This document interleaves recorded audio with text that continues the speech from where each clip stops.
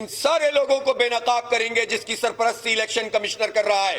तो election commission of Pakistan और election commission of Sindh इन सब लोगों के साथ मिलकर जो कराची को हुकूक से महरूम कर रहा है, हम इनको फरार नहीं होने देंगे। 22 तारीख को इंशाअल्लाह धरना होगा। मैं जमात इस्लामी के तमाम कारकुनों और अहले कराची से ये अपील करता हूं कि अपना मोमेंटम ना तोड़ें। ये साजिश है कि आपको घरों पे बिठाया जाए। ये मुहिम हमारी इंतखाबी मुहिम नहीं है, ये कराची के हुकूक की तहरीक है और ये तहरीक जारी रहेगी। इसमें तो इंतखाब भी इसका एक संग मील है, मंजिल नहीं है। जो काम हम बगैर मैंडेट के सड़कों पे कर रहे हैं, शऊर को फैला रहे हैं, पूरे कराची को उसकी पुष्ट पर ला रहे हैं, इन सारे जाली लोगों को बेनकाब कर रहे हैं। ये हमारी तहरीक इस इंतखाब के नतीजे में इसको बेमेज मिलनी थी, वो उसको रोकना चाहते हैं। इस साजिश में भी वो नाकाम होंगे इंशाअल्लाह। ये तहरीक आगे बढ़ेगी, जिद्दोजहद तेज तर होगी और अहले कराची को उनके हुकूक तुम्हें देने पड़ेंगे।